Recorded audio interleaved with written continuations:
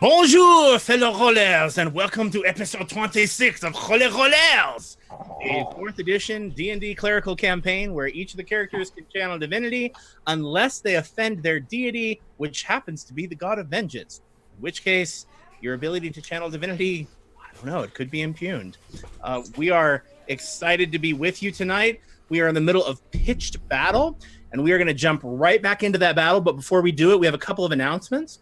The first one being, please do not forget that we have a special deal with John Gaiton of JBG Garage Crafts. If you go to JBG Garage Crafts, you can get a discount by using the code Holy Rollerz, which gets you a 10% discount. Holy Rollerz, all in capitals with a Z at the end instead of an S, and you will get a 10% discount on his beautiful dice rolls. We will also be doing another giveaway when we get to 100 subscribers on YouTube, or to the subreddit, or to our Twitch channel. We will give away an angelic dice set, and we will also give away another one of these beautiful dice vaults. And JT will come to your house and perform manual labor of any, I mean, maybe or maybe not. I don't know. One of the, or maybe maybe won't.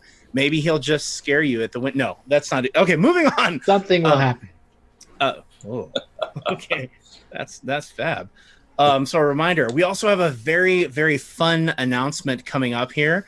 We are going to be working on, we are just about ready to put on DM's Guild a beautiful version of the Witch class for both 5th edition and for 4th edition, which we are very, very excited about. So we have that coming up, and we are nearing our finishing touches on that. Ryan and I have been in a designing frenzy, and Ben has begun doing the artwork for that book as well. So we're very excited about that. Anything you want to say about that, Ryan? It's really cool.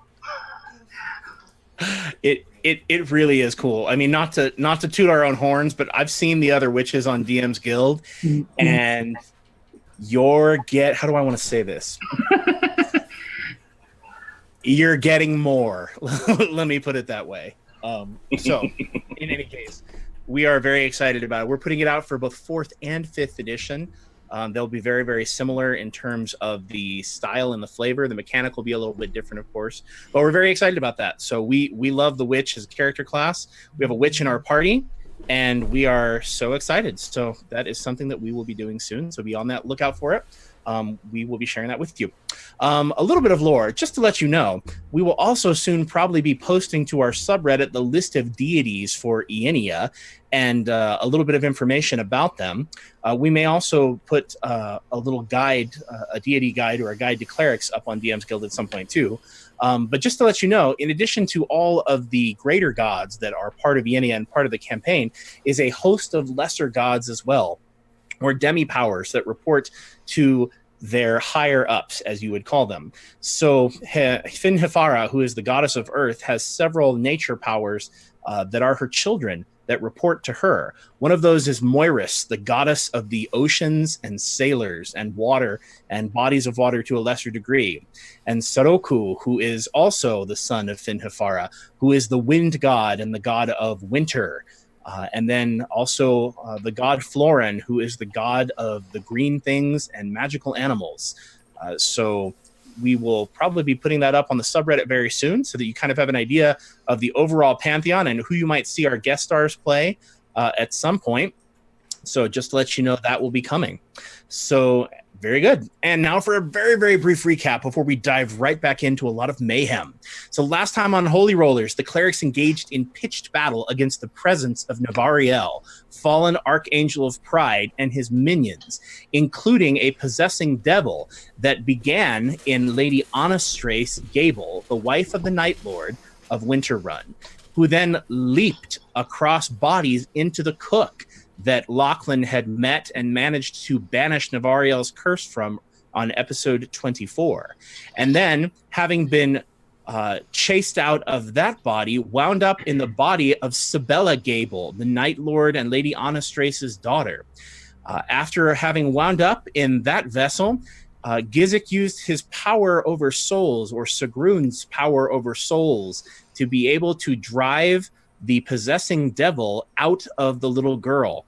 And they discovered that it was a unique chain devil that had done the possession. Now, as we stand on the battlefield, that chain devil is on the floor next to little Sabella Onestrace. Who knows what may happen if she is not rescued or gotten away at some point. Actually, you could probably guess what's going to happen, but maybe someone will be able to do something about that. Don't count on it, given them anyway. It probably won't be me. Yes. We also still have at the very end of the banquet hall a mayordomo, or some kind of courtly official, who is on top of a makeshift pole, at the bottom of which are two snarling hounds who are trying to climb up and eat him. In addition, at the entrance to the banquet hall, the double doors all the way in the corner of the banquet hall, is the court magician, Sir Mordevere, who has been flinging spells, trying desperately to make himself both useful and also far enough away to not get bitten by the vampire, or slugged in the face by the dragonborn, clawed by the half-hag, or dated by the bard. Which is more dangerous? No one knows. I don't know. And yeah, how you doing? Okay. As we all know in D&D, nothing's quite so dangerous as the bard when he's on the prowl. So that being the case, we will pick it right back up with the bard's turn. Lachlan, my friend, you are right there in the middle of a pitched battle. You have already used your action point, but there you are, right next to Morokhan, and a little bit away from the chain devil who is next to the little girl. Player Lachlan, what will you do? I will move next to the chain devil. Square 23N. Okay. It's gutsy. Well, I've got guts. And pretty soon you'll have them all over the floor. It will be everywhere. Yes. Guts and gory. Yes. Oh. That was horrible. Good night. That was pretty bad. Yeah. Is that Gizik? Am I right in assuming that is Gizik right there? That is Gizik, who is right across from the diagonal from the little girl. Gizik's the one who used his channel divinity to drive the devil out of Sabella Gable. Poor little Sabella Gable, who all she did was get sick. I know I'm right next to her, so, if I need somebody to attack, she's right there. Great. You'll teach her to get sick. Well, look at all the trouble she's caused here. You're right. She absolutely deserves to be punished. I think that sounds like some... You need to, get rid of a problem, just kind of go straight to the root of the problem, solve that root, and then there's no problem. If the girl had just died, the mom wouldn't have had to make a pact. That's true. I mean, she really brought this all on herself by being ill, and and she should pay. I mean, clearly. Yeah, she's pretty much Hitler. Yeah. I think I'm just gonna do a virtuous strike on this devil. Okay. What's his AC? His AC is 19. All right, that's a 24. So it's a whopping 7 points of radiant damage. Lachlan, he is going to interrupt that and use his unnatural leap power. He is going to leap 10 squares away without suffering an attack of opportunity. What? All right, Lachlan, he leaps up into square 15J. However, he is 5 squares up from the table. Flying? Because he has leapt into the chandelier that he threw Morokhan into. Okay, so Lachlan, you go to Virtuous Strike, and what does it look like? How do you swing your Virtuous Strike? Oh, just very, very flamboyantly. It's a nice flourish, and then, he's two-handing it right now, so. Gotcha. Yeah. So I mean, it would be better if we maybe renamed it Fabulous Strike or Fabulous Strike. Okay. So Lachlan, you go to use Virtuous Strike. You swing and maybe you spin. Who knows what it looks like, some artful display.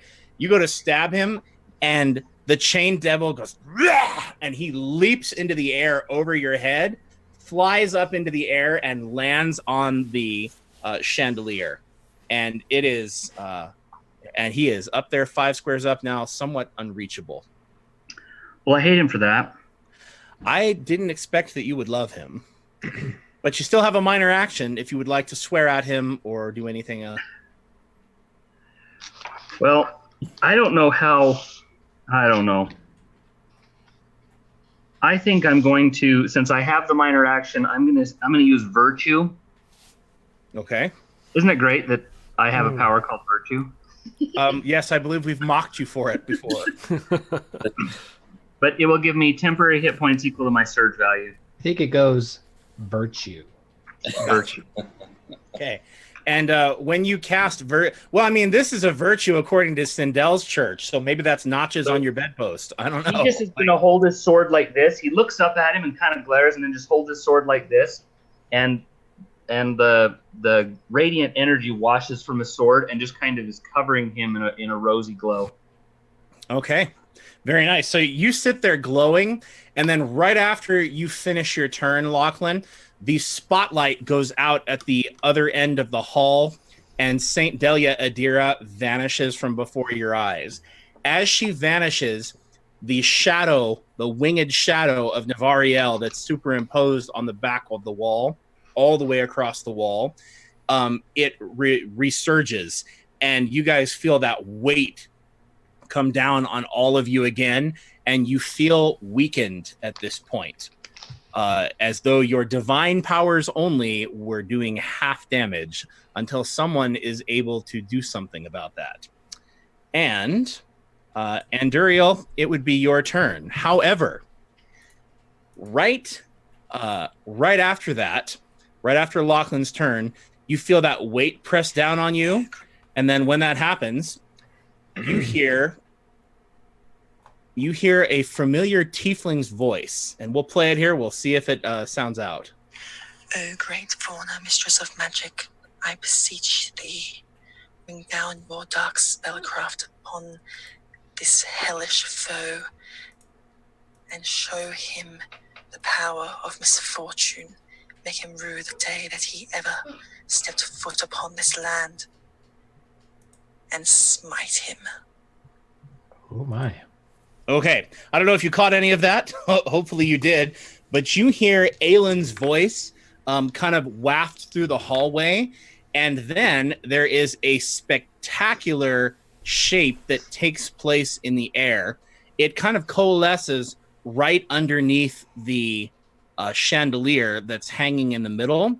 And what it is a rainbow of darkness in more varieties of black and gray than you ever thought would have existed, kind of swirls into place there, and it's just kind of moving in a circle.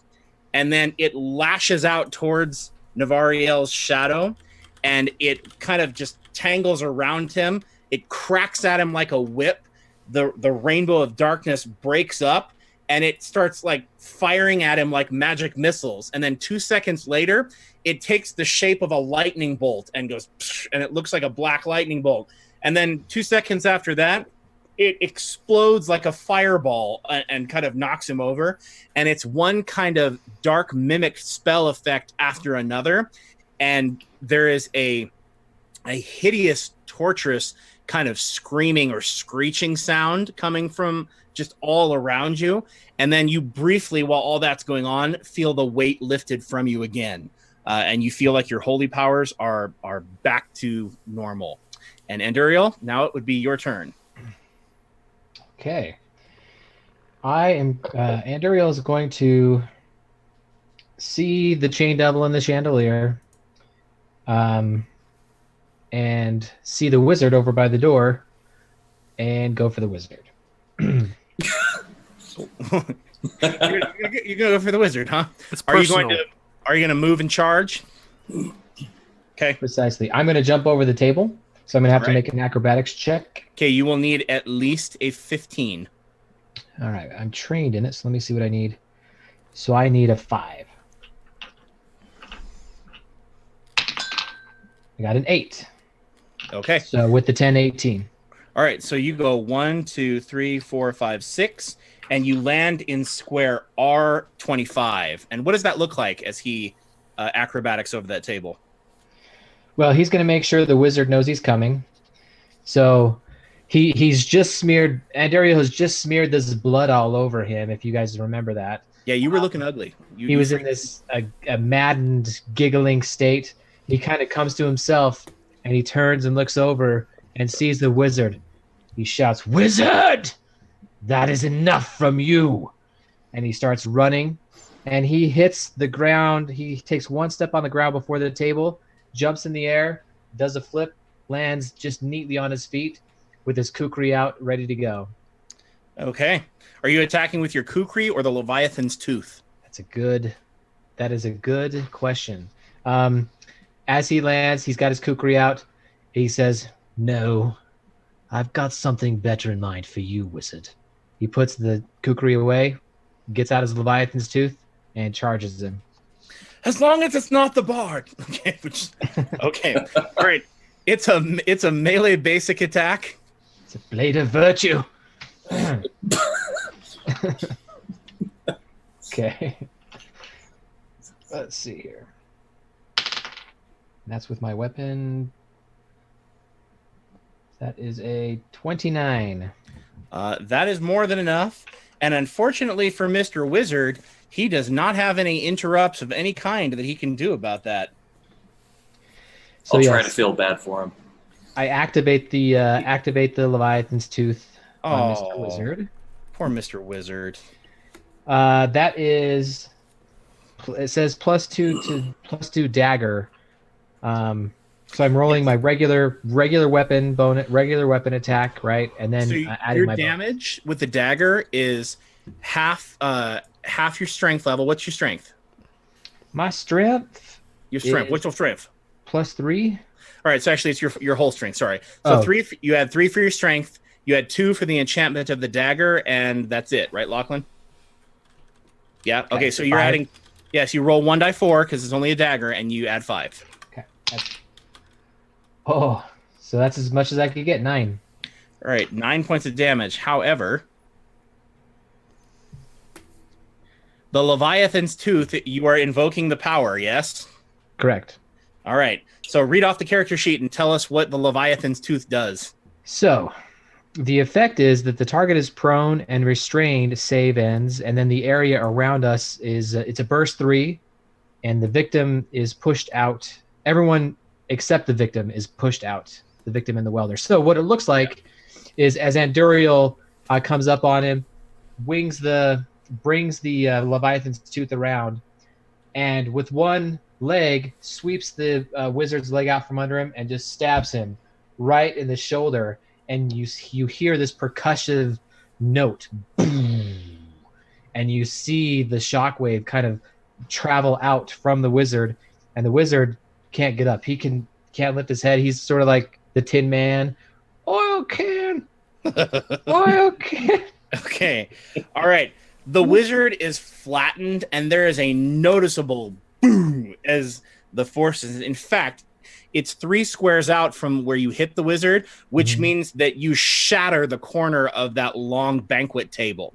So for all the world, to the rest of you, he stabs the wizard, but the corner of the banquet table goes crush into the ground and is just smashed to splinters under the force of the Leviathan's tooth. And you hear an accompanying scream like, some kind of horrible, or I don't know, somebody played the effect of the He-Man monster. He-Man monster had that good, like, I'm not doing it well, but I'm sure we'll be able to find the sound effect on the internet. Somebody find it. It has to be the monster, though. It can't be from Skeletor, like, "Get up, you nincompoop." Yeah. He-Brain! Yeah, something like that. I'll get you, He-Man. Yeah, we're gonna find. Yeah, we're gonna find that roar. We'll get it to you. So okay, very nice. You flatten him into the ground, Anduriel, and he's crushed into the ground and looks up at you.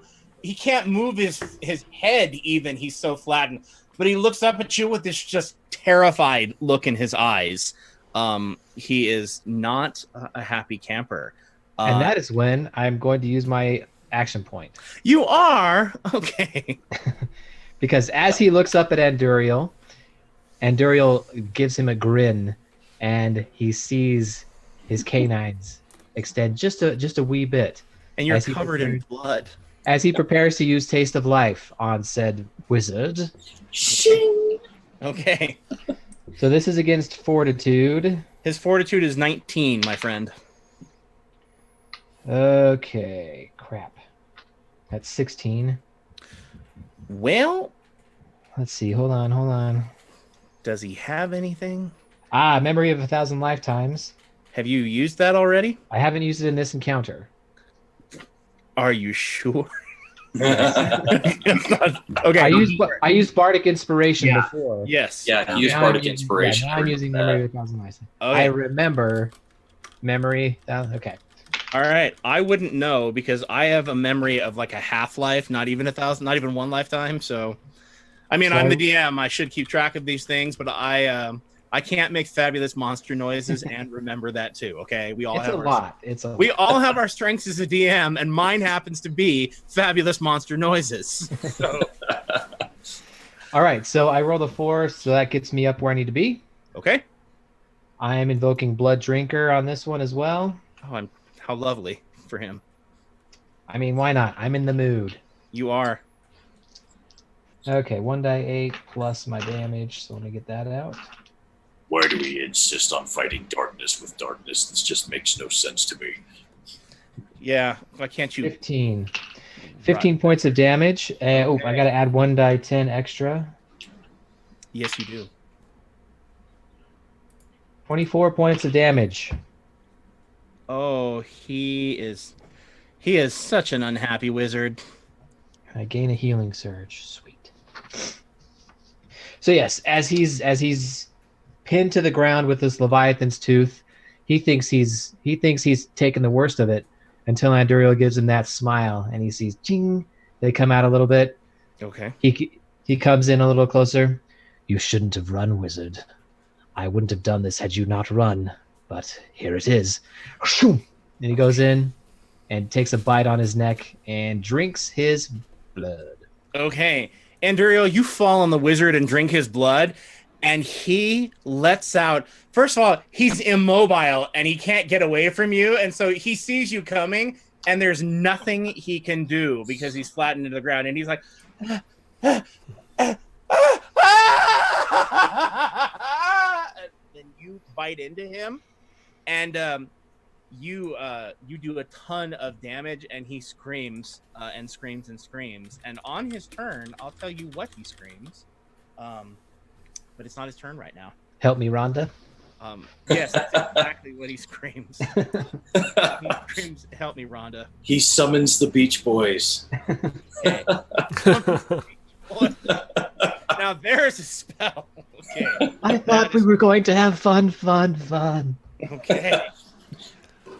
Sorry, wizard. Daddy took your T-bird away. All right, we're getting off the rails. I apologize. Okay, that's okay. There's nothing wrong with a little madness, a little nonsense now and then, cherished by the wisest men. I stole that from Willy Wonka and the Chocolate Factory. All right, Morocon, my friend, it is your turn. Okay. Well, magma monster. Is there He is right next to you, Mr. Right. Magma Monster. Are any of these problems around me disabled now that the wizard is immobile? Well, the wizard summoned the Magma Man, but he looks like he's menacing you. He looks like he is going straight for you. Okay. Well, then I will... let's see here. I am first going to use Healing Word on myself. Alrighty. Selfish. If you really think that's a good idea. I could use some HP. I think that's a good idea, Morocon, considering what's coming at you. Okay, so... right, you will need to roll. Did you roll 1d6 and add your surge value? Yeah. Well, I'm adding it right now, but yeah. Okay. All right, now subtract 5 from that because you're on fire. Oh. Okay. And unfortunately, before you take the rest of your turn, Morokhan, the swords that the chain devil animated are flying around that he pulled off the wall and going to attack you. What is your business? Sorry, looking at My business, my armor, my AC. what is your reflex, my friend? Oh, my reflex is quite nice, actually. It's 18. All right. He has a +8, so he needs a 10 to hit you. Oh, and come on. unfortunately, he gets a 12. That's a 20. Anything you can do about that, Morokhan? Anything anybody can do about that? Duriel can glower. Okay. Stop getting hit, dragon. All right, you take another 7 points of damage. So it's a good thing you healed yourself. Oh my gosh. Okay. So you're on fire. So you're on fire, and you're like, and then while you're batting out the flames, these two swords are going like, they're trying to stab you, and you are barely avoiding them, and then you just don't avoid them. You just get stabbed. Okay. Well, Morokhan's pretty upset right now. Just because he got stabbed? Jeez, overreact much. Just thinking about that. Can I grab one of these swords? You would like to grab the swords? Like, can I pluck one out and like throw it away? Well, you could use Eagle Claw Strike. Have you used that yet? I have not. Well, remember that does double damage to objects. So if you use Eagle Claw Strike, I will let you make an attack roll and blow them to pieces. Oh, cool. Then I will most certainly do that. What are these? This seems like a strange question to ask, but what is the fortitude of these embodied swords? Yeah. Their fortitude is 17. They share the defenses of the devil who animated them. Okay, then.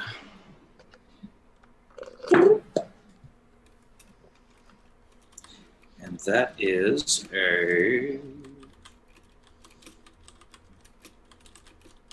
Oh, okay, good. I got a 17 then. Okay. Well, that's exactly what you needed. Okay, well, and this is a monk attack, so I'm going to use Stone Fist as well. And... plus 9...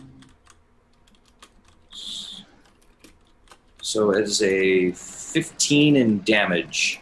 Okay. That is just about what you needed to be able to destroy them. All right, so Morokhan, describe for us what this looks like. You will be able to destroy both of these flying swords. So what does that look like? Okay, so he's really upset at these swords and this magma monster in front of him, but he can only pick one thing at a time. And he figures, well, this magma monster is going to be around for a bit, and it's a lot easier to focus on one person when there isn't something else buzzing around you. So essentially, after getting stabbed with these swords, he's just he grabs the sword and then just snaps him over his knee. Oh, okay.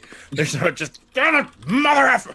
Smash. Okay, pretty much. Right. Morokhan throws a little dragon tantrum and snaps both of the swords over his knee. You pull them out of the air with such ferocity that you pull them out of their enchantment and slam them on the ground and cast the pieces aside, I'm assuming. And there was kind of a faint glow around them, and it just fades completely. So, all gone swords. Very nice. Ugh. Okay, Morokhan, you have not used your action point, just to let you know. Yep, and I am using it now. On whom? On this magma beast in front of me. Okay. Ryan, remind me, how much do summoned creatures, how many hit points do they have? Is it a surge or bloodied value? It's a surge. That's what I thought. Okay. Is it my surge or the... Ner. Unfortunately, it is the surge of the possessing devil. The summoner. Okay. The one who summoned it. Oh, no, that's the wizard. Excuse me. The wizard summoned it. Sir Mordevere. Oh, so he's All right. in Well, need. then I am going to. All right. Well, I'm going to look at this guy. I'm going to dig down deep and find that extra action point that I have in me. I'm going to gather a little bit of sunlight in my claws. I'm gonna. Hey Matt, I was wrong.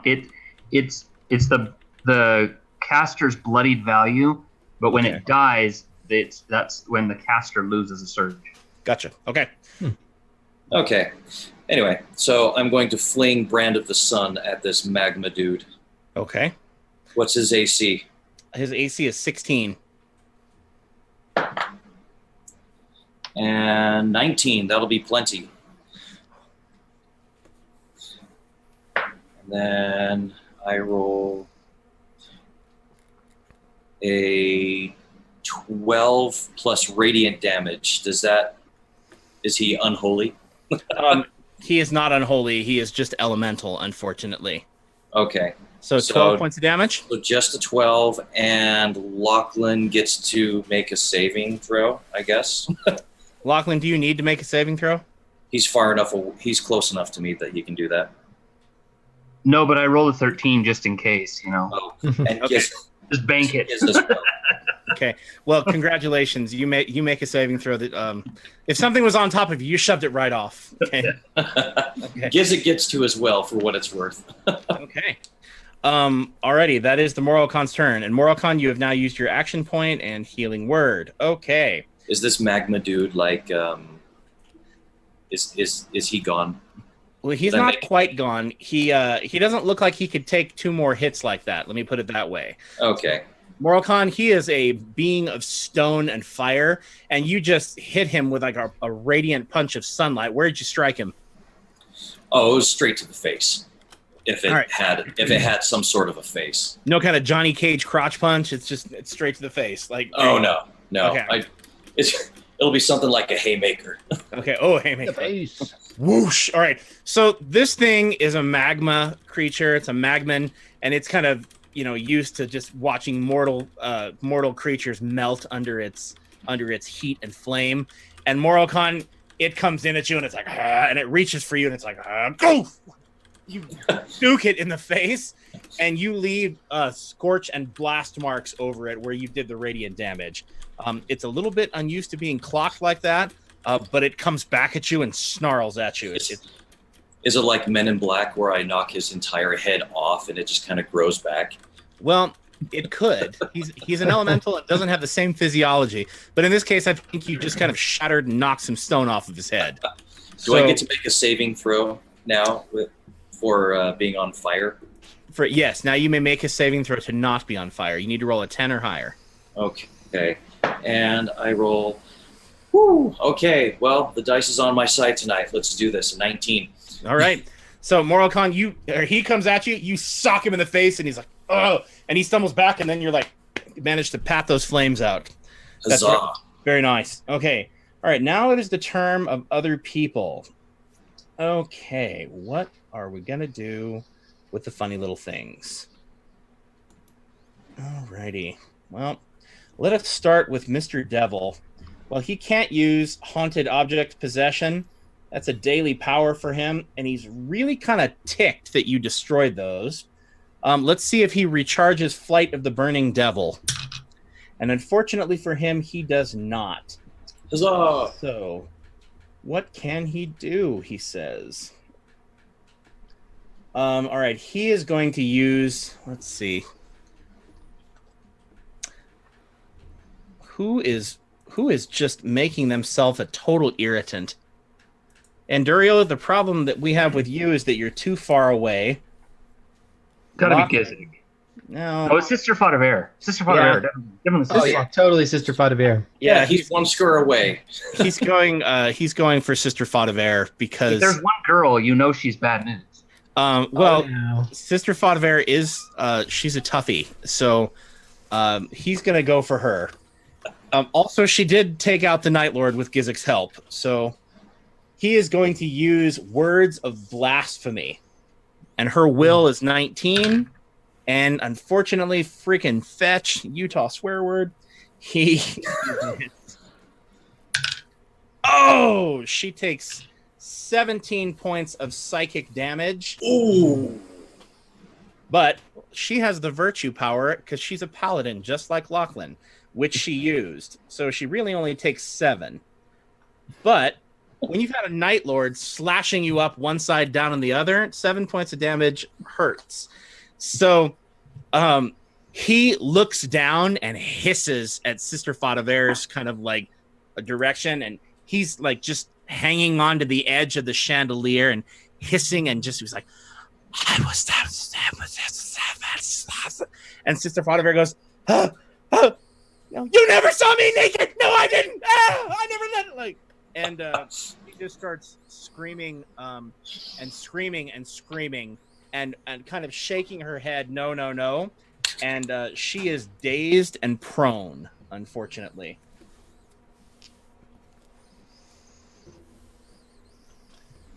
And she screams out something else about not forgetting her prayers, and something else about she wasn't caught up in the treehouse. It was a lie, and all kinds of nobody ever looked up her skirt. I mean, it's just all kinds of terrible, torturous things that all of that. So it's a lie. I've never been to band camp. Yes, that's exactly the kind of thing that she starts shouting out, which really is very mean. Okay, and that is going to be his turn. He is also going to use Hands of Hell.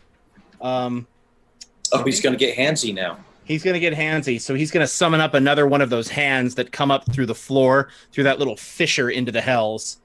And he is going to use that, I think, on Morocon. Morocon, what is your AC? My AC is 17. 17. Okay, unfortunately, that is a hit. Ugh. I am on fire tonight. Somebody stop me. All right, Morocon, you take 8 points of damage, and you are grabbed. Ugh. Okay. What are you down to, Morocon? I can't tell you how happy I am that I have those temporary hit points on me. That Sister Fadaver gave you? Or that Yeah. you... Okay. Oh, yeah, Yeah. she gave you 9 temporary hit points. That's right. Yeah. Right, which is the biggest reason why I'm still not bloodied yet. Okay, So. very nice. Well, that you were able to heal yourself. Okay, good job. Right. All right, so that will be the devil's turn. With his minor action, he is going to go... Actually, JT, will you give me a good loud whistle? Go for it, because I don't do it Can't do well. loud whistles. I do melodic whistles. All right, who can do a loud whistle? I mean, I just don't have one in me. But like... Nobody here? Like winds of change whistles? Like, What, just a loud whistle, like... You know. yeah, I can't do that. All right, never mind then. I guess the devil That's- can't either. So he whistles for the puppies, and it's more like... He's- Yeah. Move it! Okay. That's about as good as I could do. All Good. right. Chain Devil can't whistle either. I'm happy about that. He goes whistling. He lets out a big old whistle, and the dogs both kind of perk up, and he points at Sister Fadaver, and the dogs are going to charge her. Oh, leave her alone. Oh, man. I had plans for those dogs. Well, those dogs have a movement of 6, so Are they're you going to going to have make to... them hot dogs? They're going to have to double. Well, if you're asking if they're like hellhounds, they're not. They're just regular run-of-the-mill starving hounds. And they operate like a swarm. So they are going to jump on top of Sister Fadaver. So are they like cute dogs? They are like Dobermans, like black Doberman with like, Cute. I don't know, a little bit of a Rottweiler thrown in there. The Night Lord keeps a Pomeranian, and I was going to say, is this like a swarm of corgis Yeah. that are coming out? Yeah. It is not a swarm of corgis. These are like Doberman, okay? And they charge her. That's a double move to get to her, but now they are going to be all up in her grill. When an enemy grants combatage to the pack of hounds, Any enemy that starts its turn within the aura is slowed. So they're just going to be biting her, which is What's combat advantage? combat advantage. Are you mocking me this late in the evening after the day I've had? Okay. All right. And that would be them. Now it is the wizard's turn. Anduriel, he is freaking out. And he kind of has a really good reason to freak out. Because there he is flattened. Now, he's restrained, so he can't move, but that doesn't prevent him from casting a spell, unfortunately. So he is going to, with you on top of him, bark out an enchantment. So you're feeding on him, and he's like, Igna circule folatia! And he bursts into flames. And Anduriel, my friend, anybody who strikes him with a melee attack is going to get burned now. So you managed to back up enough, Anduriel, but he is on fire. So if you try to melee attack him, you's going to get burned. Other than that, he can't move until the end of your next turn, right? Correct. Okay, so, and he doesn't have any teleports or anything like that. He's going to use Second Wind, however, to use a healing surge, which will get him a few hit points back because there's really nothing else that he can do pinned where he is with his standard action. Okay, and that will be the wizard's turn, and that is it. And now it would be Sister Faudever's turn. Sister Faudever is dazed, unfortunately, because of the words of blasphemy. So she only gets one turn, and given where her hit points are, where is everybody else? You guys are too far away from her. Nope. She's got to get closer to you, or it just wouldn't be worth much of anything. So unfortunately,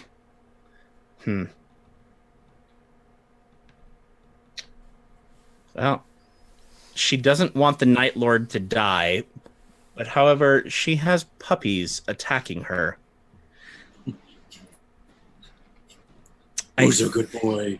I think, unfortunately, Sister Faudever thinks that the most self-sacrificing thing to do would be to heal the Night Lord. But she doesn't know if he's going to be possessed, but she can't let him die. So I think she's going to use her standard action to make a heal check. Now, if she makes a heal check, correct me, Ryan, if she rolls high enough, she can let him spend a healing surge, right? I don't think so. I think it's only when it's you can make them roll a save, but I don't think they get to spend a surge. All right. Well, let's just look up the heal skill pretty quickly and figure out exactly how that bad boy works. All righty. So, she can stabilize the dying. Well, she's all kinds of skilled. She has a plus 11. So she got a 25. Make a DC 15 check to stabilize an adjacent dying character. If you succeed, the character can stop making death throws until he or she takes damage, but their current hit points do not change. Okay, so while these Doberman pinchers are snarling and biting her, she only has one action, and so she reaches out. She's like, "Ow, ow, scalpel." So combat, she grabs some, like, I don't know, some gel, like squeezes it into his worst wound, and puts a poultice on there, also where she's like king king king king king king king. So okay, so who knows what that looks like? Either that, or maybe she just channels some holy power, but she does manage to have him stop making death saves, and that's going to be her whole turn because she was dazed. And that's just fought a bear. All right, a very, very patient Gizik. It is now your turn, my friend. Thank you for being quite so patient, Jeffrey. You have a little girl next to you. I do. Do you turn and smile at her? Bare your teeth. Hey, girl. Give her an autograph. We killed your mother. She's not very interesting. I took care of the demon that was in her, and I can just ignore her now. Seems fair. Yeah, so... He reaches out, tries to give her a high five. You're like, yeah, you're welcome. Yeah. Give me a hug. Come on. Uh, Don't leave Nope. me hanging, little girl. Yeah. Are you kidding? No, that would be. He wouldn't try and like have a conversation with her, comfort her, make her feel better. It's just like turn around, ignore her now. You know, business is done. Makes perfect sense to me. I mean, maybe if I had a little bit more compassion, I would try it. Right. But no, just ignore her, turn around, look at the chain demon and say, "Come to me." Okay. And I'm going to try to bewitch the demon. Okay. Yes. Yes. Have you already bewitched the demon, Jeffrey? I think I bewitched the Night Lord. I So think. he bewitched the Night Lord, I believe. Yeah, you did. I don't have that you've done that. Okay. All right, go for it. His will is 16. It's not actually that bad. So that means I need a 7. And I got a 9. All right. All Very right. nice. He falls under your power. I want to force him to move to 16k on the table. Okay. So he's going to go down and diagonal. Are you trying to pull him off of the chandelier? Do it. Yeah. Can I do that with it? Can I slide him off You the chandelier? absolutely can. But when you do a force movement to pull somebody off the edge of something, they get to make a saving throw. So he will need an 8. And he gets a 4. So, Jeffrey, you bewitch him and you force him to launch himself off of the chandelier. Jeffrey, please roll 2d10 points of damage as he collides. I thought you said he was only 5 feet up. He So is. 5 squares. He's 5 squares up, not 5 feet. Oh, all right then. Remember when Morocon had to make an acrobatics check to jump off the chandelier? I thought that was because he was impaled. Well, it was Both, but All right, a little so both. that's he 12. wasn't him. Okay. How much damage did you do? 12 damage. Oh, he loves you. I think he has a new favorite target. See, he thought it was a good idea to pick on the paladin, but now, and not just the paladin of healing and protection, but now he's got a new favorite friend. Okay, then. I will charge up to 17L. Okay. What do these guys look like? The chain devil? The chain devil, yeah. Okay, this chain devil looks a little bit different than the other chain devil that you have seen. He has an armor that's made out of links of chains, and it's wrapped around his body and like all the way around his neck.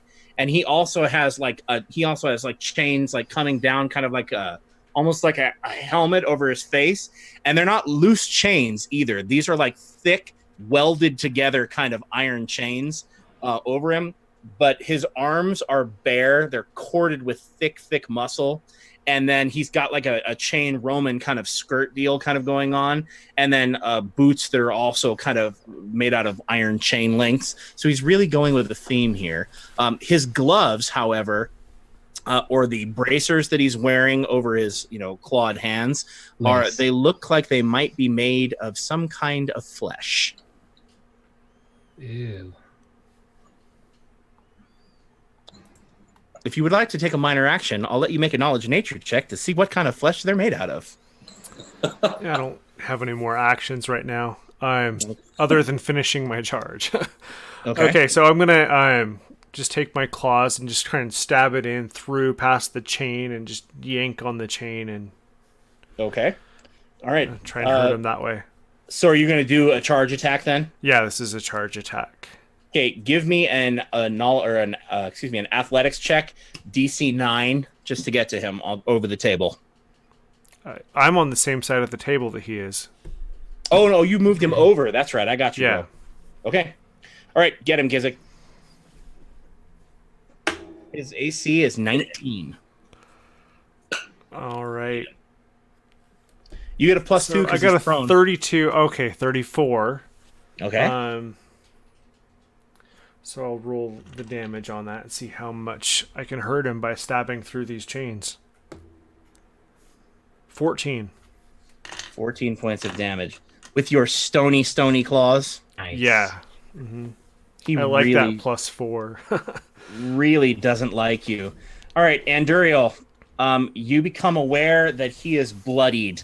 Gizik uses his bewitch and forces him to fall, and he's like, ah! Boom! He cracks under the thing, and then Gizik goes loping up after and you claw him right in between the chains. So, like, I don't know, right at the base of his neck, or you want to go in for his armpit, but you're like, ah!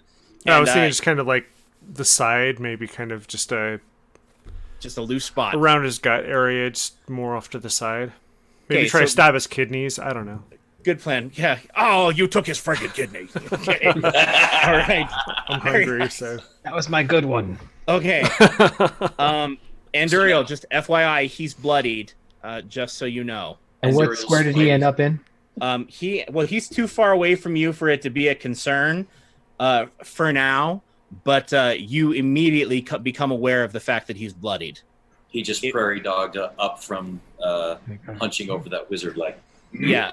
That's pretty much. Well, it's probably less that and more like the Prince Charming hair, like. Except Prince Charming hair, but like covered in blood all over his face and his body. So Fashionably covered in blood. fashionably covered, very tragically, gothically covered in blood. I'm with you. Okay. So he's Alrighty. JT just asked where he was. He's laying on the table, prone in 16K. Thank you. 16K indeed. I'm just adjusting him here because I forgot you moved him over one square too. So you made him crawl over the chandelier and then fling himself down into the table. Well played. Okay. All right, back to the top. Lachlan, it's your turn, my friend. Well, let's try this again. Oh wait, no. Oh, Let's not try. Let's try something bardic, because we're still feeling the effects of the devil, aren't we? Yes. The little girl, by the way, Gizik, Sibella Gable, acts on your turn because you're the one who freed her. So sorry to interrupt you, Lachlan. Sibella Gable is terrified and she has no idea what to do. So she runs to the edge of the table at square 26I. And she looks like she's going to run towards her mother and father until she sees the snarling hounds fall over Sister Faudever. And then she looks like, oh, what do I do? Then she looks back and sees Anduriel munching on the wizard. And then she's like, oh. Munching? Yeah. I don't know. Munching, noozling. I'm not sure what he's feasting. Nom. Yeah, nom nom. That's probably He's good. Okay. sampling. All of the above. So she's right there between the fire and between the table, kind of unsure and panicked and terrified. Lachlan, it's your turn. Bardic, what? Yeah, I just wanted to see how are the divine abilities functioning? Are we still weakened? Right now, they're functioning fine. Oh, that's right, because Aelin. From wherever Aelin was, where she called on Vana's power, the rainbow of darkness that's kind of like taking the shape of different spells is still bedeviling Navariel's presence on the wall. That happened after your turn, Lachlan, FYI, so it's about to end. I'm going to move to square M17 next to Gizik, Okay? and then I'm going to use Staggering Note on the dogs. You said the dogs act as a single creature, right? They do. The dogs act as one creature. They're a swarm. Swarm. Okay. A swarm. What's their will? The doggies will.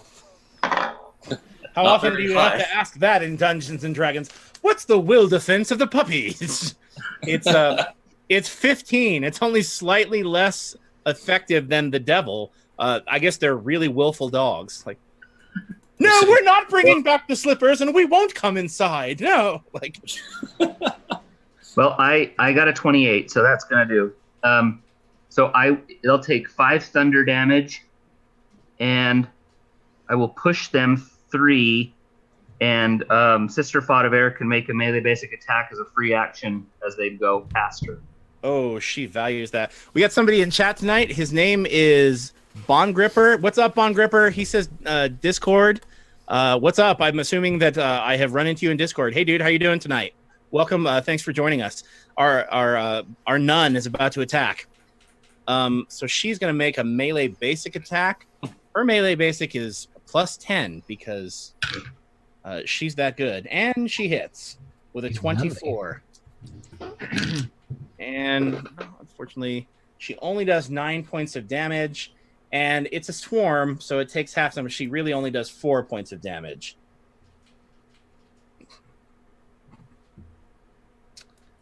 But it's off her. I'm pushing it 3 squares away from her. But That's you nice. did. 3. Okay. So the hounds wind up in square 10I, correct? Or is that away from you, Lachlan? It doesn't matter. It's just as long as every square moves them farther away from me, it doesn't matter where they end up. We're putting them in 10F, Lachlan, because that would be away from you. All right. All right. So Lachlan, what does that look like when you use your? Yeah, he moves up next to Gizik, and just slams his sword against the flagstone or whatever the wood. I don't know what's the ground like in here. The ground, it's stone. The floor is solid stone, like cobbled stone. Yeah, and then he just kind of lifts his sword over the top and aims it at the dogs and sends out this pulse of thunder energy, and they go tumbling head over feet across the room. All right, so 1 second, Sister Faudever is like snap, snap, snap. They're biting at her, and then boom, the tuning fork thing knocks the dog. They go falling backwards, and she goes, "Thank you. I think one of those dogs was male." So, how could you tell? Let's just say I know a bit. Never mind. She would never swear. She wouldn't do that. Okay, very good, Lachlan. Anything else you want to do on your turn? That's your move. You still got your minor, right? Yeah. Nobody needs a saving throw, right? Not that I know of. No. Okay. If they do, I failed somehow. Okay. I still have one more use of Bardic Inspiration, and I'm going to use that. I'm going to use it on... Let's go with... Let's do it on Sister Faudever. Okay. What are you going to say to inspire her and not offend her? What song from your religion of the goddess of love could you possibly sing that would inspire her? He's going to sing a little ditty about what are these sisters called? The Hope Maidens. The Hope Maidens, yeah. So he's just going to sing a little ditty about he'll be nice about the Hope Maiden who saved the day, slew a dragon or whatever Hope Maidens do. He'll just make up some crap about Hope Maidens being all, busty and tough. Maintain their. They're tough, but they're busty. All right. Sister Faudever is inspired, deeply offended that she's inspired, and then feels guilty. She feels guilty because she feels so inspired by your song. Just a range of emotions on her face. All right, Anduriel, my friend, it is your turnial. Morricon's like, is that the Bee Gees? All right. Anduriel is kind of he's looked up, looking around. He sees the chain demon, and understands where the biggest danger is. So he's going to. I want to make an intimidate check against the wizard. Okay. All right. You will have to beat his will, which is 21. So you have to beat. You have to get at least 21 on your check in order to successfully intimidate him. So I need to get an 11. That's a 12, friends. Okay. So, what do you say to intimidate him? So he leans down. He's still got the dagger in his shoulder. The boom is still happening, and the guy can't move. And so Anduriel is going to lean down after he's just finishing eating him and say, Wizard, I want you to remember something. Remember the feeling you have right now. Remember how helpless you feel. Remember how at my mercy you are. I am going to let you live. It's time for you to choose whose side you are on. You are helpless before us, but I'm giving you this one chance. Leave now, be a true witness of what has taken place this day, and you keep your life. Should you turn on us, we'll be right back in this position as soon as you can snap your fingers. And then he gives him another smile with the fangs. Okay. He is noticeably panicked. At the end of your turn, Anduriel, the force is lifted off of him from the Leviathan's tooth. Yeah. So he is freed from your control right now. He looks terrified and panicked. I'll tell you what he does on his turn. However, that being said, Anduriel, you still have a move action, and you have a minor action. I'm going to move as close as I can to the chain demon. Okay. You going to take the run action? Yeah. Okay. 1, 2, 3, 4, 5, 6, 7, 8. The closest you can get is 21M. Yeah. And you have a minor action. And Have you used Healing Word yet, Anduriel? no, but I got to spend a surge when I did the Blood Drinker thing.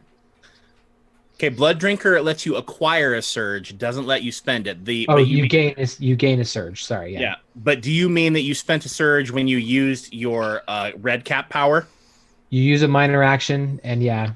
Okay, so you used one, but you got one back when you used that. So exactly. Are you feeling okay then?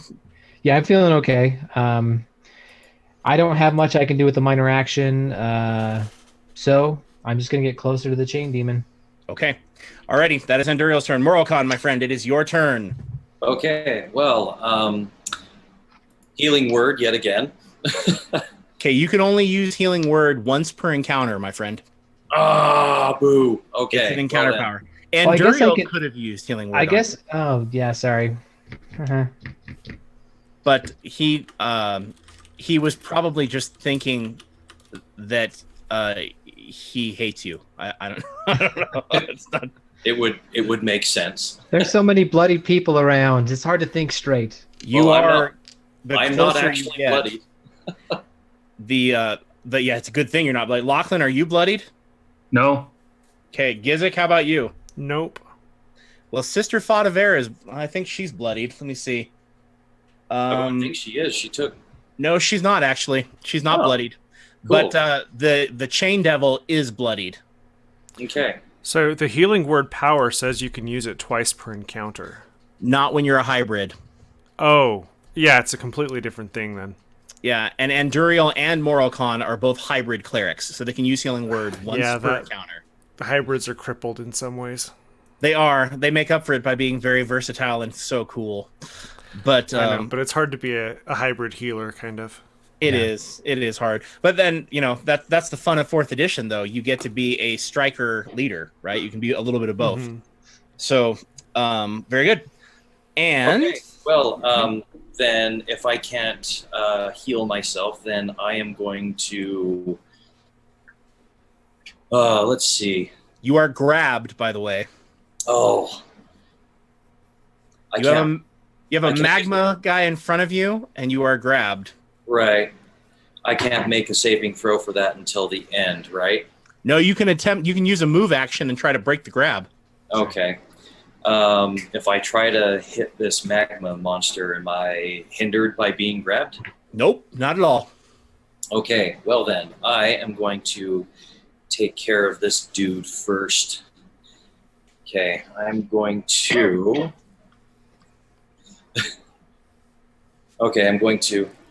I close my eyes and find a place of zen. Then I move my hands in some cool flourish as I start pummeling this guy with a hail of fists with 5 storms. What is his reflex? His reflex is 17. Oh my gosh, it's on my side tonight. Okay, so 17 it is. Okay. Very nice. Alrighty, let's do this. And I am using Stone Fist. Stone Fist, of course. Alrighty. So 13. Okay. He does not look like he can take one more hit from you, Moral Con. So what does it look like when you use Stone, or is it Flurry of Fists? What's it called? It's called 5 Storms. Okay. So 5 storms I can. So basically, yeah, I just. It's really pretty much just a flail, like a. Yeah, I got it. You're E Honda. It's like E Honda. Yeah, you're E Honda. You're Chun-Li. Yap. You're doing that. I can respect that. Right. So also with 5 storms, it says I can move. I can shift 2 squares. You would be able to if you were not held by the dude. So here's what you could do. You want at the start of your turn, you can use your minor action to be able to try to break the grab, and then you'll be able to shift 2. Okay. Well, I am done then. Okay. Alrighty. Very good, Moral Con. I'll turn around and tap Lachlan and be like, I got this. Okay. Well, the first thing, the magma guy is going to attack you. He just loves you. What's your reflex, Moral Con? 18. Okay, he got a 28. So, unfortunately, the dice are on fire tonight. Am I about to be on fire? Well, you take 8 points of fire damage and ongoing fire 5, and you're slowed. Are you bloodied now? I am bloodied now. And Duriel, Moral Con is bloodied. And Duriel recalls the comment about fighting darkness with darkness and finds some humor in fighting fire against our fire breather. Which is painful. So the magman, he just reaches down, Moral Con, and drops just he hits you with a fist, but it leaves behind a glob of magma that's like Magna, the city in Utah. It is a dirty city, and a glob of that city. No, it's magma. And he leaves this glob of magma burning down your face and burning down your chest. And your skirt, your flesh ignite in fire, and you are also slowed, save ends. So I turn around, I give Lachlan a hey, and as I turn back around, it's like maybe not as good as I thought. All right, Gizik, the devil gets up from his position, and let's see if he recharges Flight of the Burning Devil, and he does recharge it. Unfortunately, it is a ranged attack. So, and he had to get up from a prone position on his turn. So he is going to be forced to use words of blasphemy. And I think where he is, that is going to hit Gizik, Lachlan, and Sister Fought of Air. Boogers. Okay. Words of blasphemy, close burst 3. What are your wills, my friends? Lachlan. 20. Miss. Moral Con. 17. Miss with a 2. And poor beleaguered Sister Fought of Air. Her will is 19. Hang in there, sister. Miss. Yes. Good. Yeah, he only got a 13.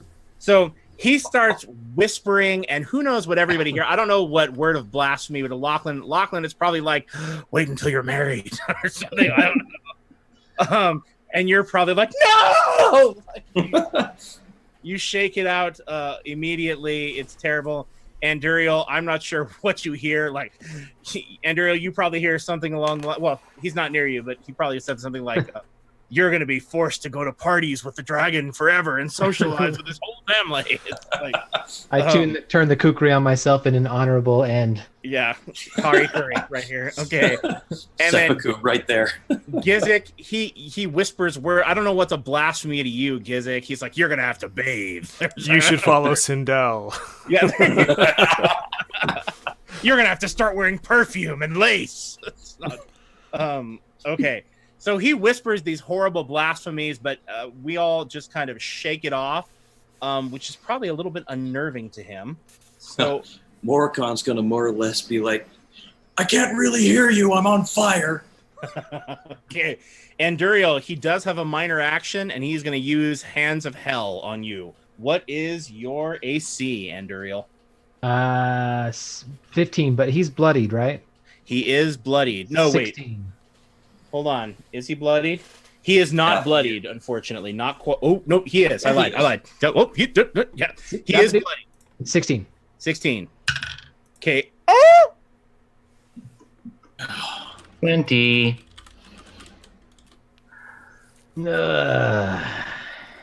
Well, It's not the 2. All right. 20. Backing it up.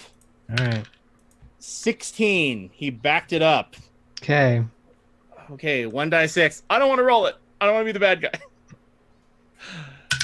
5. Okay, so it is a critical hit, but it's not an instant kill. Okay, you okay there, JT? You're right. Okay, so JT, you take 12 points of damage as one of these demonic or diabolical hands reaches up through a little fissure in hell, and it impales your leg with a claw, and you are grabbed, just like Morokhan. Okay. That is the devil's turn. Yucky. That was bracing. It was ugly. What is the wizard gonna do? You succeeded in scaring him. So I'll tell you what he's gonna do. He stands back there and he starts casting a spell, but nothing happens. Let's see. Good job, wizard. Well, you guys are a little bit too occupied to see what's going on. So here's what I'm going to let you do. Anduriel and Morokhan, you guys are the closest to the wizard. You're blocking line of sight. I'd like both of you to make an insight check. Are you trained? I am not trained. I am not. All right. Well, he rolled pretty high. So to figure out what he's doing, you're going to have to get at least a 22. Ooh, well, that's not happening. Okay, you add half your level and your wisdom modifier. Correct. So, yeah. I got 21. Yeah, I got a 17. All right. Well, the 21, I will tell you that he's casting a spell, but you can't tell who he's aiming it at, and nothing seems to happen. Okay. So that is what I will tell you. So he's casting a spell. He's like, I'm casting. Yes, I am. Like you. Somebody's going to get casted upon. I got my eye on you, wizard. Something like that. All right. And now the puppies. Lachlan, you pushed them off, which we very much appreciate. But they're going to move right back in and attack Sister Fadaver. So the puppies move into square H13, and they go to bite her. And they get a 2. Unfortunately, they do not bite her. So they come just snarling and snapping back at her after Lachlan's, knocking them away. And they go and they bite and they snatch, and she, like, with a plate mailed boot, she boots one of them in the jaw, and they're like, "Arr!" And she's like, normally I'm kind to animals, but for you, I'll make an exception. And just boots them. And that is all of the bad guys' turn. And now it would be Sister Fadaver's turn. She's mad. Are we gonna have angry letters from PETA after tonight? I don't know. I'm not sure. Does PETA engage in the starving imaginary hounds? It's It's a possibility. All right, Sister Faudever, she gets up. Ooh, you guys are in a good place. She gets up from a prone position. And how is everybody looking? Anduriel, what are you down to? I am at 20. You're at 20. Lachlan, what are you down to? I'm at 37 with 12 temporary hit points. I'm feeling great. Morocon, what are you down to? Well, with the temporary hit points or without them? Well, the temporary hit points are the first that are supposed to be gone, so they should They're already gone be now. gone. Okay, cool. So, you 7. subtract, yeah. So you're down to what? This many. Okay, that's what I was afraid of. And Gizik, what are you down to? You haven't hit me yet, and I have 9 temporary hit points. Okay. Okay. Well, I think I've more been just ignored. I've been off to the side helping the people that are just about to die. well, yeah, Helping them die faster. I don't think she's going to quite risk it yet. So she is going to use her Radiant Smite power. And that is what... yeah, that's what she's going to do. All right, Radiant Smite. She goes to attack the puppies, and she hits. And unfortunately, because the puppies are... Oh, that's a decent roll. So, 19 plus 5 is 23. Half of 23 is 11. So she does 11 points of damage to the puppies. All right, so she doesn't quite take them out, but we'll say that she probably takes down one of the dogs. So she uses Radiant Smite, and she gets up after she boots that one dog, and she holds up her greatsword, and she whispers a prayer to Bestera, and her sword becomes light.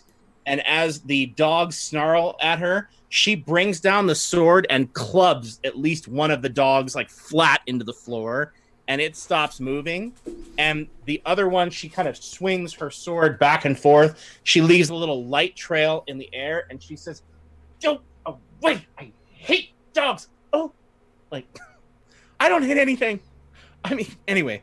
Sister Faudever. And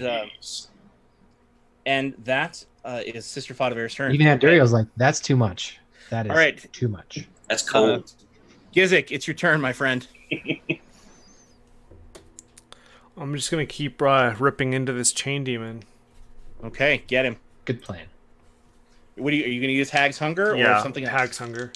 Okay, his AC is 19. His AC is 19. It is indeed 19. Well, then I rolled a 22 and a natural 20. Ooh, did you now? Oh. And the natural 20 backed it up with a 26. Oh, let us see. Roll the 1d6 in front of us, precious. We want to see it. Um, All right. You see the 4? Well, it's still max damage. That's still good. Still good. All right, that's let me okay. figure out what that damage is really quick. Well, and max damage with your stone fist on right now should be pretty ugly. Like, not as ugly as Gizik's mother, but maybe close. That's only max damage on one of the 2 attacks there, so I still have to roll 1. Okay. But that's okay. So 35 points of damage. 35 points of damage. I am just ripping into this guy repeatedly, stabbing him. Oh, jeez. I pull out his kidney, take a few bites. You know. All right. It's very Charlie the Unicorn. He took his Well freaking. done, Gizik. All right. All right. So this devil is just like just just these horrible screeching sounds. Chain chunks and metal just go flying as Gizik's like, and all you see are like claws flying and blood and chains and just, I mean, it's like a Lady Gaga video. It's terror, just all kinds of, whatever. It's awful. And the devil just repeatedly screaming. He just does not look like he can take too much more of that. He's not really happy with you, Gizik. Okay, now also at the end of this turn, boom! You feel the rainbow of darkness explodes in front of Navariel's presence, and the weight descends upon all of you again, and you feel the distance from your holy powers. So all of your divine attacks are now at half damage, and you are weakened in that regard. And back up to the top, it would be Gizik's turn. Gizik? Gizik went. Lachlan, Sure, I'll go again. Yeah. Look at two. Well, I'm going to use Bardic power anyway. I'm going to use Staggering Note on the devil. If I use it on the devil's right next to Gizik, right? He is. You have line of sight to him, however. I do. I have line of sight? Yeah, you have line of sight. Okay. What's his will? His will is 16. It's only one better than the dog's. Well, even at rolling an 8 should be enough, yeah. So hit. So 5 thunder, and I'm gonna push him next. Well, I'm gonna push him right next to Sister Faudever. And go into square 13I. Okay, so you're pushing him off the table. Yes. Is there a chance he might fall prone getting pushed like that? Oh, there's a chance. We will let him make an athletics check. And unfortunately, he rolled a natural 15, which is more than high enough. Yeah. But she can make a melee basic attack against the devil. Okay. As a free action. Okay. She gets, all right, Sister Faudever, resident nun of Bestera of the Hope Maidens, gets to attack the devil. And she's going to do a attack. And he says, he slams the sword down and then he aims it at him and says, "Get him, sister!" Okay. All right. Sister Faudever goes, "Woo!" Like, the great sword. Oh, and she rolls a 16. And she rolls 9. He is also bloodied. And that is 9, 10, 11, 12, plus 5, 17. Sister Faudever cuts him in half. Ooh. Okay. So he comes off the table and lands in front of her, and she takes the greatsword, goes, "Woo!" and swings the sword around and cuts him right in half, like right at the waist, and swings back, and she pulls up her sword and she goes, "Now you go to hell." I'm not cursing. I'm just telling him where he's going. Okay. So she gave him the Darth Maul treatment. Yeah. She Darth Mauls him. The devil's body hits the floor and it begins dissipating into smoke. And he goes, "No, Your Highness, no, I haven't failed. No. And his body goes, and it just disapparates into red smoke, and that smoke just dissipates also. And a very eerie silence kind of just descends upon the chamber. The dogs stop moving, and the hands of hell that were reaching up and grabbing Moroccan and Anduriel, they also vanish, and a creepy silence settles over the entire chamber, or the entire Great Hall. Navariel's shadow, superimposed in the background, having just burst Aylin's rainbow of darkness, just briefly kind of hangs over all of you and weighs down on you, like intentionally even further.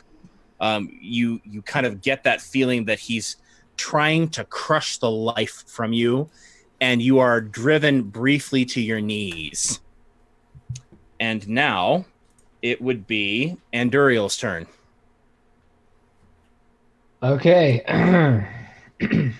Anduriel, the force weighing down upon you has driven you to your knees. Anduriel is going to try to get on this horse one more time. There's not much left for him to do. There's nothing else he can do, so he sort of gathers his thoughts about him and calls out, Naylock, brother of shadows, nay, master of shadow and darkness, hear me, who has been your faithful servant, your favored assassin for all these years. Show this pretender, this babe, what true darkness means, and drive it away from our presence. Okay.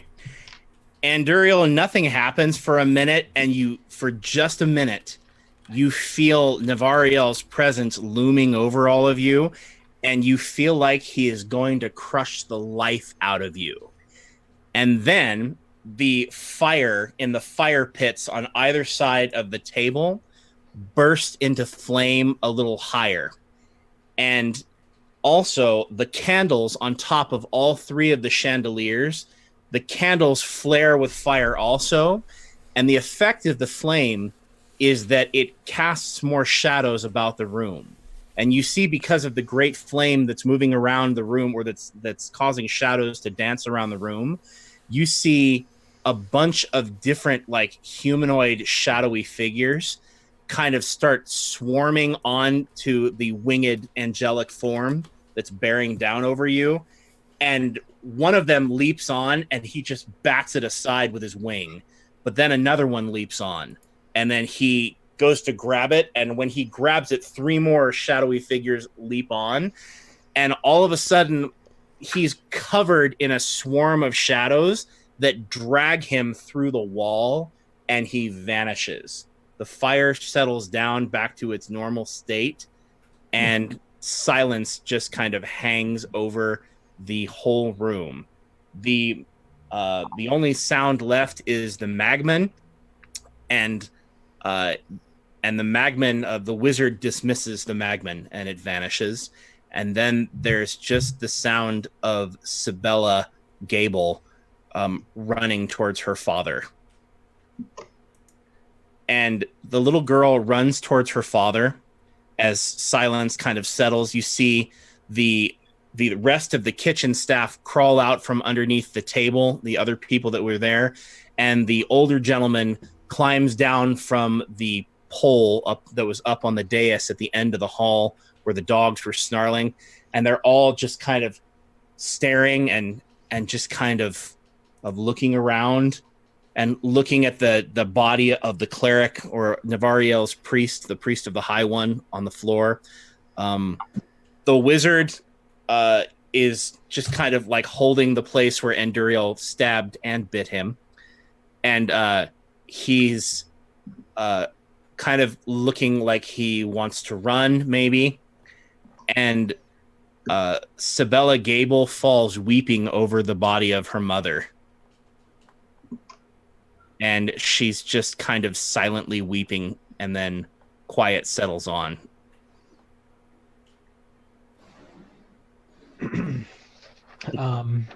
Anduriel is going to wipe his face. He's going to move to the end of that big table to L25, and he needs to sit down and collect himself. There's a lot of blood, he is bloodied. So he's going to move down there, so he's kind of away from people, but he can still hear what's going on. Okay. I'm going to move to the Night Lord and use Spirit of Sacrifice, so I'll spend a surge, and he gets his surge value in hit points. Okay. Sister Fadaver will use her last lay on hands. She will use to heal the Night Lord also. But actually, the first thing Sister Fadaver does is check the body of Lady Anastasia Gable. And so she runs over to check the body, and she's beyond any hope but resurrection. And Sister Faudever just shakes her head, and then she just gently lays her head back down, and Sister Faudever just looks like she's trying to collect herself. And Night Lord Deckard Gable stands up and, holding his body and his wounds, just kind of looks around and sees his wife and looks down and has stone-faced expression over his face. And then he looks, and Sabella Gable, his little girl, he gathers her up and collects her in his arms and just kind of rocks her. And she's about 7-8 years old, maybe, so she's a little bit big to be held like that.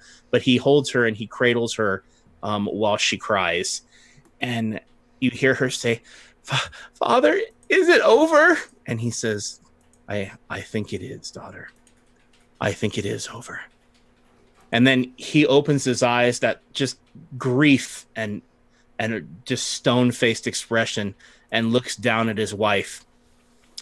And he shakes his head and he says, "Oh, my darling, may we meet again in Bestera's celestial city." And Sister Faudever sits down next to her and begins to speak the prayer for the dead, which I don't know that we had shared previously.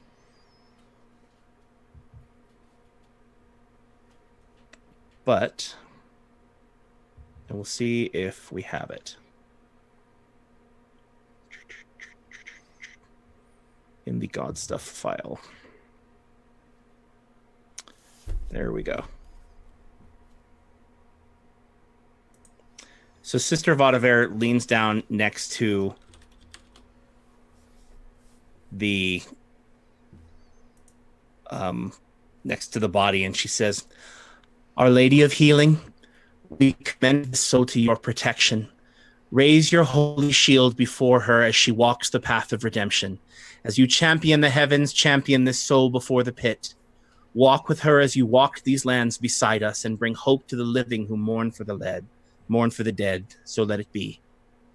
And then she stands up and she reaches out like she wants to touch the Night Lord's hand, and then she just kind of tucks both of her hands in her robe and kind of just stands there trying not to intrude on his grief.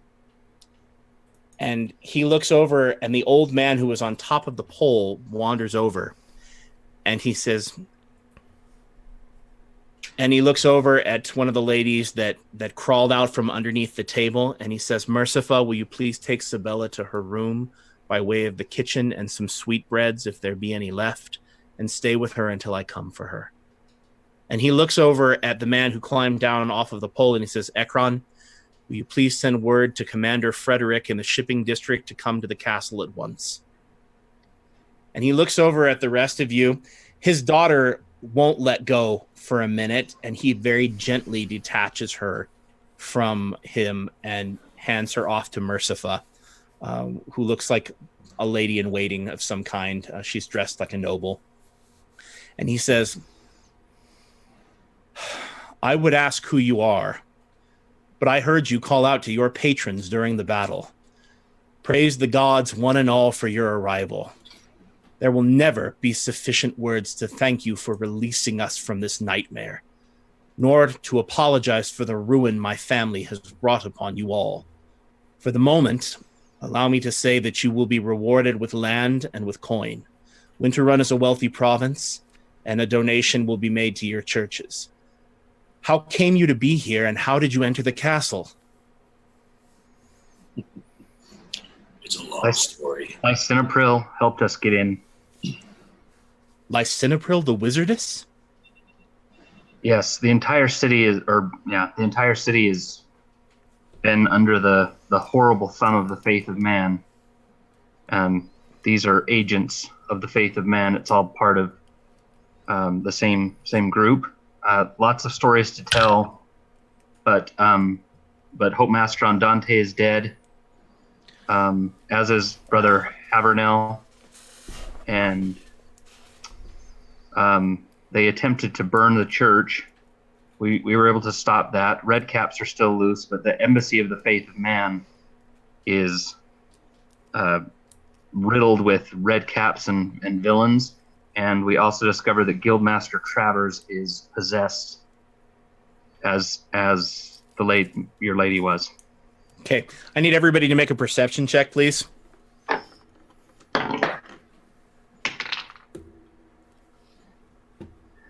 14. Oh, that's exactly what you needed. Everyone else? 27. Okay. 18. 22. Okay, well, I guess the wizard won't be slinking out the door. Okay. Not this time. Oh, don't you? The wizard, who was kind of like standing there paralyzed, the last thing you saw him did was to dismiss the magman. Sir Mortimer starts slowly backing up out the door. Wizard! Okay. Don't move. Okay, he holds up his hands. He says, wait. All right. Sir Deckard Gable looks murder in the wizard's direction, and he unsheathes his bastard sword and starts walking towards the wizard. And the wizard says, wait, I can tell you everything about the Faith of Man. I know how they did it all, and I know what they're planning. I've seen Mrs. Waterford's journal. I've scried it, and I know more about the Fallen One and his Fey allies. It was the Faith of Man. Mrs. Waterford is the one who poisoned your daughter. That's why she got sick. I know everything. I'll tell you the whole story. And he calmly begins walking towards Sir Mortimer, and he looks like he is not sure if he's going to be able to restrain himself. Has Anduriel been able to take a healing surge or something? Yeah, you can use all your surges out of combat, so you're no longer bloodied. Oh my gosh, thank you. All right, I can be around people again. Yay! Yeah. So Anduriel is going to stand up from his seat. I don't know where the Night Lord is, but He's at this point, Anduriel, he's probably walked to, I don't know, the other side of the table from you. okay. So Anduriel is going to stand up and just say, hold, please, Lord. This one is slippery. This one probably deserves whatever you have in mind. I've seen that look in a man's eyes. I've had it in my own quite a few times. But he has information we could use to rid your town, rid this whole land of the scourge that currently plagues it. Let us hear him. Okay. He says,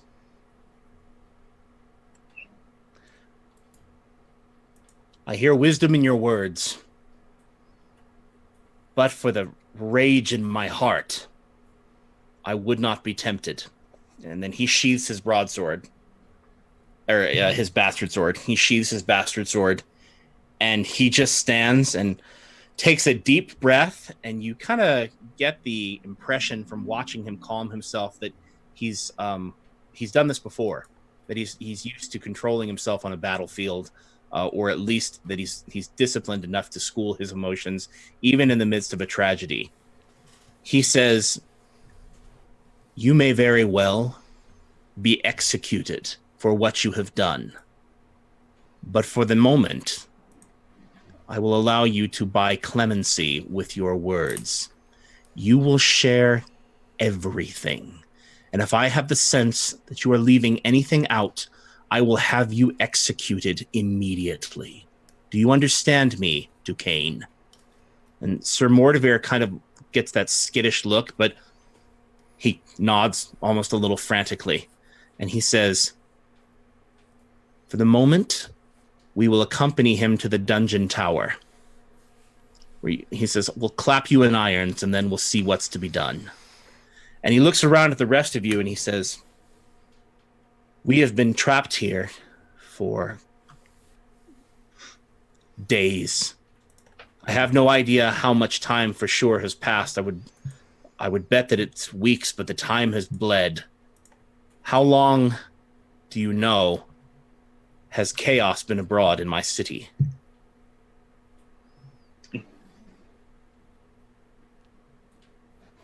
long enough for a bunch of dead bodies to be everywhere. Sorry. Well, I wouldn't know because I joined the party in the midst of all of this. Well, you'd heard about town that the Night Lord had been missing for about 2 months. Yeah. Yeah, I was gonna say we've heard that in the inn. A few months. So we'll just say at least 2 months. He shakes his head. And he says, 2 months ago, before all of this befell us, the Red Caps were not yet a nuisance. There were a couple of bandits. I was assuming the Just Blades would have routed them. They've become more of a problem, you say. Much. They're a plague of vermin. The wizard Lycinopril has a list of those that have succumbed and are undergoing some sort of transformation into Red Caps. I'm sure she can lead the Just Blades to where they're located. We found one such manor and took care of some of it, but they're an infestation. Cockroaches throughout your city. He looks at you and he nods and he says, why did the Just Blades not come in force upon the castle? Well, if you look about the castle as you meander, you will find them strewn about, hanging from your walls. Mrs. Waterford also seems to have exerted some influence over the Just Blades, and they seem to be taking orders from the faith of man. The hells they will. Okay, he looks, he's like, would you please accompany me to lock this one in the dungeons? Absolutely. All right. And he roughly grabs Sir Mordovir by the back of his neck with a gauntleted hand and begins dragging him, pushing him, smashing him into things along the way, not necessarily on purpose, but just because of how rough he's being. And also he doesn't want to let go either. So he just keeps holding on, and he marches him up that tower where you found Hope Master Andante. On the way up, I'll pat Andoriel on the back, just pop. Hey, it took you long enough to summon that shadow deity of yours, but thank you for dispelling that weight from out of this castle. And Duriel's going to take a breath. You acquitted yourself well, dragon. Thank you for your help. All right. So Sister Fadaver looks at all of you, and she just kind of falls in step behind the Night Lord. Sister Fadaver is not just a paladin, but as a Hope Maiden, she's knighted. And so she already belongs to an order, so she's kind of just falling in line. And so she follows him. Do the rest of you follow him as well for his request? Oh, yeah. Sure. I want to make sure that slippery little beast doesn't get away again. Okay. I want to make sure he stays in irons. Okay. So he takes Sir Mordovir upstairs, and Sir Mordovir, once he gets into the chamber, sees Hope Master Andante's dead body. Did you guys cover it? I don't remember. I believe... I think you did. I don't think we did. I don't think we had anything to cover it. Right, there was nothing in there to cover him with. We just took him down from the chains and laid him out, though. Yeah. So as you come out, And it's like a whole other place now. But he's in there's like a spotlight hanging over him. So while he's like dead, it's like, oh. Yeah. Well, there is a sacred feeling in the in that tower area. It feels almost like a chapel where Hope Master Andante died. And Daisies are growing through the cracks in the stone. Yeah, all of the above. Sunlight, little Snow White's getting, animals are helping her get dressed in the background. Yeah, it's it's a beautiful kind of area. He is just aghast moving through the halls at both the diabolical runes that have been like painted in blood all throughout the hallway, and then finding the bodies of the Just Blades all along the way. He is horrified but he is managing to keep his composure quite well.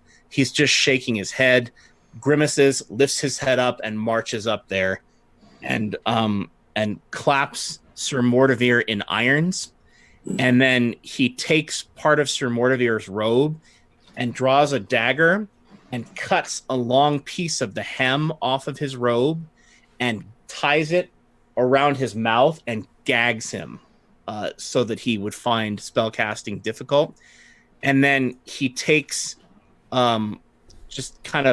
takes one of the tabards off the just blades and rips another piece off of the tabard and kind of wraps the whole thing around his head so that he can't see.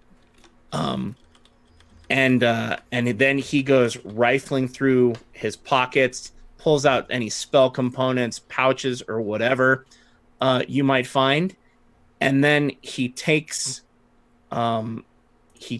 his broadsword and he smashes in Sir Mortimer's kneecap.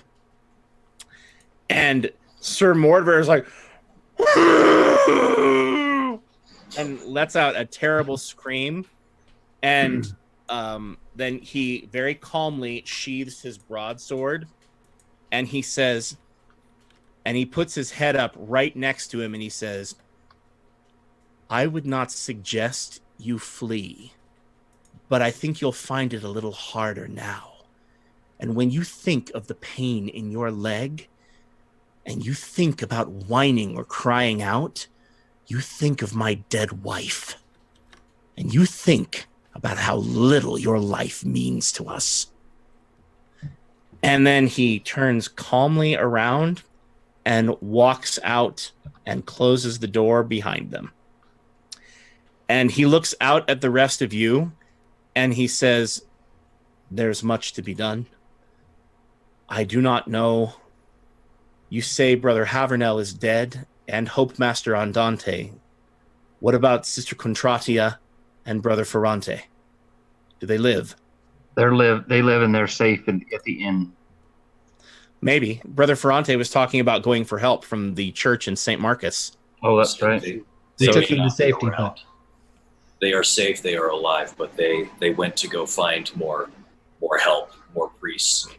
Okay, he looks up at you and he says, when was the coalition refounded? Why did we not hear of it? Because it happened about an hour ago. Pretty recently, breaking news. Hope Master Andante with his dying breath, gave us the means to reform it. And Duriel shows him the medallion. All right, he nods his head and he says, very well. Well then, provided that it is proven that the faith of man is behind it, you may have their embassy as your chapel or your meeting place. And he looks at all of you and he says, now if you would do me the honor of helping me to set this place to rights, there will need to be prayers for the dead, people will need to be buried. And it appears that we are short on priests of our own. He said, word must be sent to Horta City to the Tri-Lord. He must know of what has happened here. We must send messengers. Perhaps you can solicit aid from Lysinopril in casting a sending to some people who must be informed. The Tri-Lord must be made aware of what happened. All of this must be handled in an orderly way. And so he nods at you and he says, and I thank you. I thank you and I thank your gods for what you have done here. I swear to you, he said, if Mrs. Waterford is behind this, if she poisoned my daughter, she will face the full force of the law. I will see her executed along with the wizard. And he just kind of nods at you and kind of starts issuing orders, asking for help, cleaning things up. There aren't very many servants left, but he needs to go tend to his daughter and take care of things. And so he begins kind of helping. To what extent are you guys willing to help? Or is the party willing to help? I think from Anduriel's standpoint, this is sort of the sacred time now because of all the death that's happened. So Anduriel's going to offer. He'll just say, what help we can render, we will gladly give you, sir. We'll give you your time with your family. You now know where to find us if you need us. Okay, he says, where will you be? You can stay. Justice League headquarters. Okay. You're going to have to kick Mrs. Waterford and the entire Faith of Man out of there first. We'll be down in the dining hall. Okay. There are various things that, according to your individual faiths, that are offensive here. So, Anduriel, the way the bodies have been treated is particularly offensive to you, whose religion involves the ceremonialization of death. Lachlan, the beauty of this place has been marred considerably. And Moroccan, the windows aren't open, so the sunlight can't get in. I mean, there's all kinds of bad stuff. It's so stuffy in here. Open the windows. Yeah, that's very good. So if you're willing to help in the castle, there's plenty for you to do that would certainly meet. Gizik, I want to help, but I want to offer to the Night Lord. Say, I know a lot of songs, a lot of religious songs, a lot of cheerful songs. If music or storytelling could help ease your pain or your daughter's, I'm at your service. Okay. Is there an organ in the chapel that he can just sit and start playing? There actually is, but the problem is, like much of the rest of the chapel, it was wrecked. So, nobody's going to be playing the organ particularly well. And he says, perhaps Sabella would find comfort in some of your music. Perhaps tonight you could play outside of her door, and perhaps it would bring her some comfort. So anyway, you as you move throughout the castle, you find that there are several survivors amongst the Just Blades who were left in torturous circumstances but were not killed.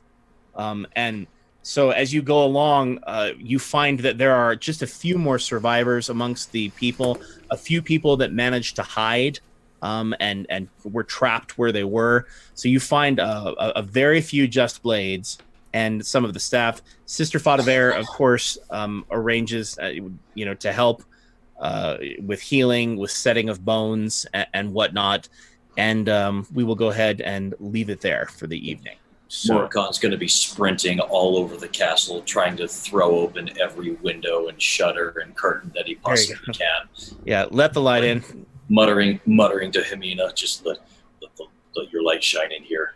Oh, let your light shine in here. And Dario will follow shortly thereafter to close them. Were you born in a barn? You're letting in a draft.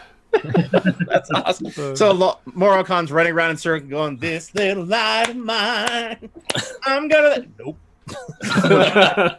No. Yeah. Okay, very good. All right, and that is where we will leave things. Congratulations to the party on having slain the devil and freed Castle Winterrun from Navariel's influence. There will surely be rewards from the Night Lord and a buttload of experience points and whatnot. We have consider this. If you are new to our stream or you are watching tonight, we always do an inspirational thought at the end. We are all people of faith in addition to playing characters of faith. And we generally like to finish on something, a quote or a scripture or a story that is uplifting. So if you want to hang around with us while we're doing that, feel free to. And tonight, Ben has our inspirational thought, or consider this. All right. So this last weekend, being a Christian, we celebrated Easter this past weekend. And I know that forgiveness has kind of been a theme in the past, but I wanted to bring it up again this time, but specifically with a more specific point to it. forgive your parents, forgive your moms, your dads. So I had the experience this past weekend over Easter that so my sister has been she's a single mom, and she is trying to help raise her son really well.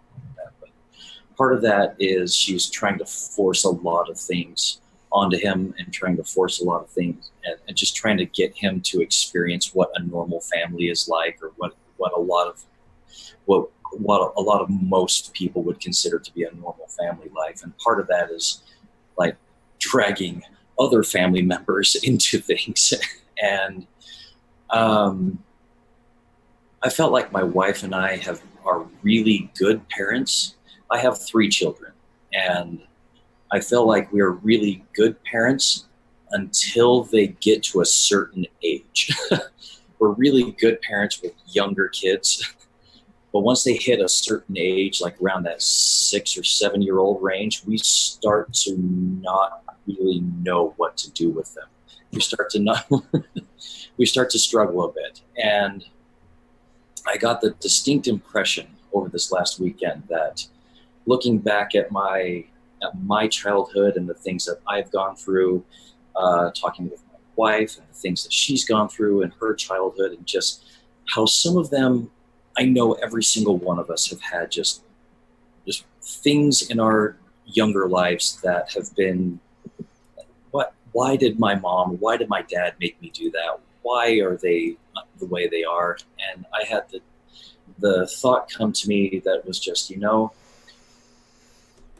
there very well could have been the chance that my parents didn't really know what to do with me either when I got to a certain age. And that realization really hit me hard, that, I know, as much as I put my dad on a pedestal in particular, he's no better than I am. And that he was like, there's things that my parents just clearly didn't quite understand. So that's my overall thought for this week, is forgive your parents, because you're no better than they are, and they are no better than you are. We are all just average Joes trying to feel our way through life. So the more we can forgive our parents, I think the better off we all can be and move on with our lives. Anybody have anything they would like to add to that? Sorry, it's a bit long-winded, roundabout way of getting to it, but I love it. I need that forgiveness, so I'm a big fan of the whole concept of forgiving people. But that's sometimes the hardest thing to do. And but parents especially, it's easy for me to forgive my parents because I'm big fans of them. But there are some times when I think back, I look at pictures and I have a hard time forgiving my mom for making us wear matching clothes to Disneyland that she made, and they did not age well. Oh my gosh, right? But she never lost us, so there's that. No, but I mean, there's always things that they did their best, and I know they love me, and so it's easy to forgive them. Sometimes we need to be able to also forgive ourselves as parents too, and be like, look, we're doing our best. And so I just like that whole concept. So thank you. Too. I think it's important because it doesn't matter how well you try with your kids, you're going to make a mistake. I mean, I've made plenty of mistakes. I think that there's in power in forgiving your parents of their mistakes. And I think there's power in apologizing to your kids when you don't know, or you've made a mistake. I think my children trust me more because I'm willing to apologize when I've made a mistake. And they know dad's doing his best, and I'll tell them, I'm like, I'm doing my best. My dad was not the most stellar parental example. I think that's a common theme that I think runs through the D&D community. I think there's a lot of pain in that way. And I think that, this is something that Holly Conrad has talked a lot about in Dice Camera Action, and she does mental health streams on Mondays. But I think there's grace in being able to forgive others. For those of us who do believe in Jesus Christ, we believe that one of the ways that we access his forgiveness is by forgiving other people. I think he flat out says, if you forgive not men their trespasses, I won't forgive you. That's, dang it. Stipulations on blessings.